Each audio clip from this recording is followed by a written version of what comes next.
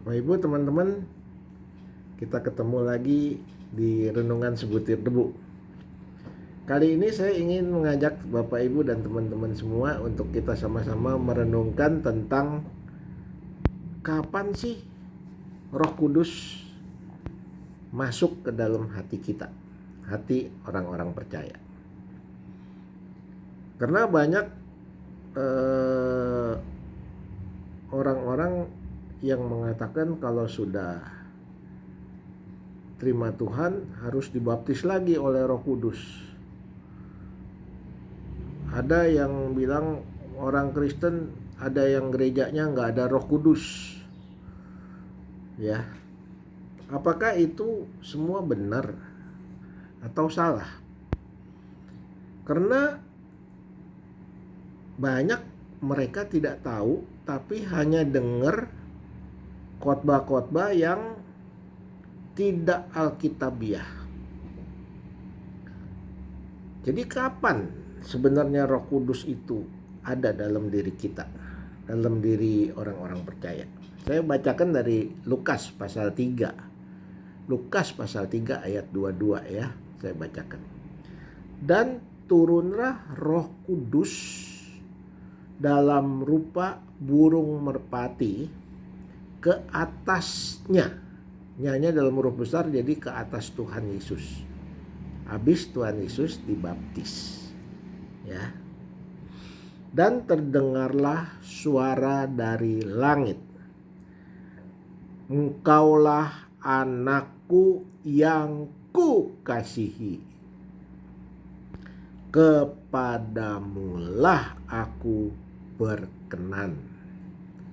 Jadi Allah Bapa berkata dari langit, engkaulah anakku yang kukasihi, kepadamulah aku berkenan.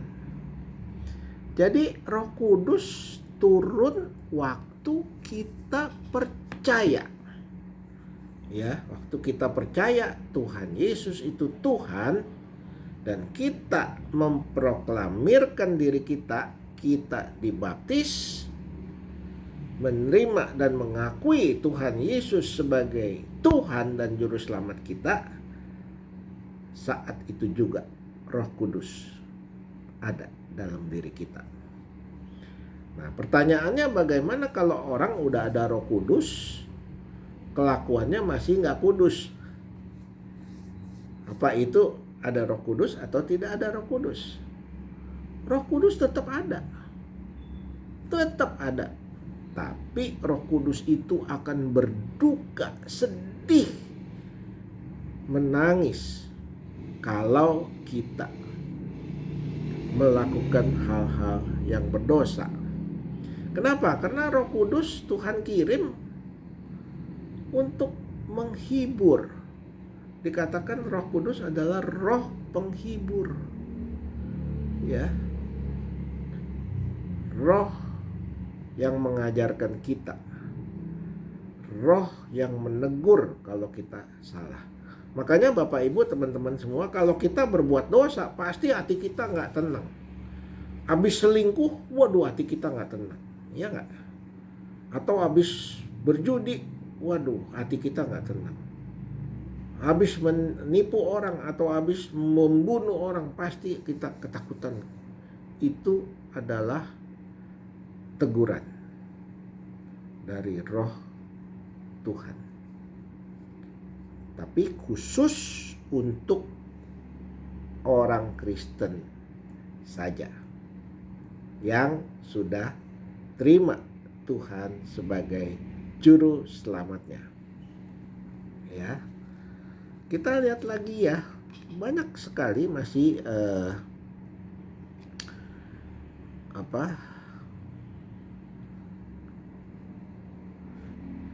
yang mengatakan bahwa kapan Roh Kudus itu ada. Roh Kudus itu adalah Tuhan itu sendiri yang merupakan oknum dari Allah. Allah Bapa, Allah Anak, Allah Roh Kudus. Allah Bapa, Allah Anak, Allah Roh Kudus. 3 jadi 1. Tuhan yang esa. Ya. Nah, sekarang saya mau mengajak Bapak Ibu kita baca dari kitab Roma pasal 10 ayat 9. Ya. Saya bacakan ya. Sebab jika kamu mengaku dengan mulutmu bahwa Yesus itu adalah Tuhan dan percaya dalam hatimu, mengaku dengan mulut dan percaya dengan hatimu bahwa Allah telah membangkitkan dia dari orang mati, maka kamu akan diselamatkan. Jadi kita lihat bagaimana kita bisa mengaku dengan mulut dan hati percaya kalau tidak ada Roh Kudus.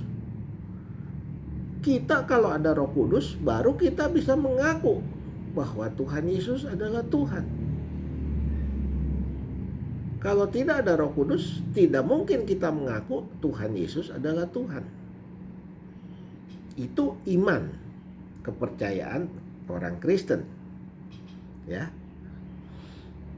Roma 10 ayat 10 saya bacakan lagi. Karena dengan hati orang percaya dan dibenarkan, dan dengan mulut orang mengaku dan diselamatkan. Ya.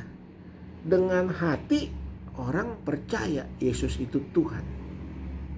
Dengan mulut mengakui Tuhan Yesus itu Tuhan, maka dia akan diselamatkan. Jadi Bapak Ibu, benar nggak ada gereja yang nggak ada Roh Kudus? Benar nggak? Nggak benar. Kecuali gerejanya palsu ya. Kalau gereja palsu atau gereja setan, kan ada juga gereja setan. Nah, itu pasti nggak ada Roh Kudus. Tapi gereja Tuhan Yesus, gereja Kristen, pasti ada Roh Kudus. Karena tanpa Roh Kudus tidak mungkin orang bisa percaya. Tanpa Roh Kudus tidak mungkin orang bisa beriman. Tanpa Roh Kudus tidak mungkin orang bisa mengaku dengan mulut Yesus itu Tuhan. Kalau nggak ada Roh Kudus, yang ada sumpah serapah. Kata-katain umat Kristen, kata-katain Tuhan Yesus, menghina, nggak apa-apa. Kalau ngata-ngatain Tuhan Yesus masih nggak apa-apa ya, dosanya masih diampunin.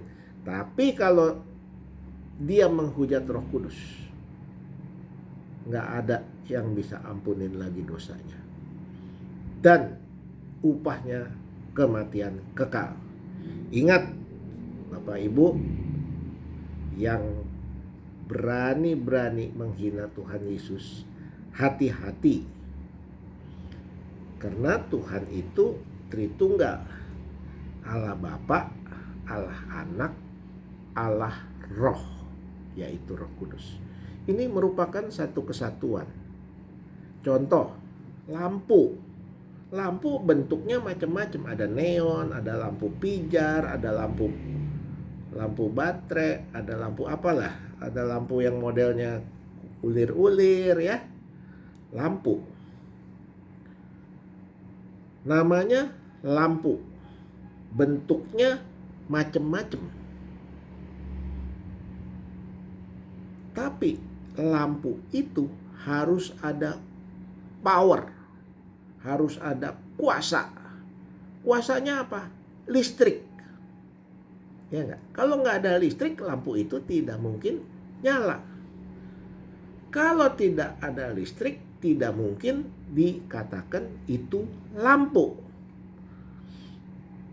Jadi kira-kira seperti itu. Ada Allah Bapa, Allah Anak, Allah Roh. 3 jadi 1. Allah Bapa, Allah Anak, Allah Roh. Tapi ketiganya merupakan satu kesatuan.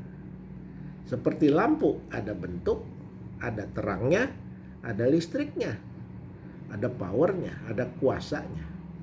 Namanya lampu, ya. Jadi Bapak Ibu yang belum mengerti Tritunggal kira-kira seperti itu, ya. Supaya Bapak Ibu lebih bisa memahami kenapa Allahnya 3. Bukan Allahnya 3, satu, Tuhan, ya. Tapi ada Allah Bapa, Allah Anak, Allah Roh. Sama seperti lampu. Namanya lampu. Ada cahayanya, ada bentuknya, ada kekuasaannya, yaitu listrik. 3 tapi satu, lampu. Supaya gampang mencerna kenapa Allah itu ada Allah Bapa, Allah Anak, Allah Roh Kudus. Sampai di sini dulu Bapak Ibu. Nanti kita sambung lagi di episode berikutnya. Jangan lupa klik subscribe, share sebanyak-banyaknya. Bantu kami untuk terus memberitakan Injil.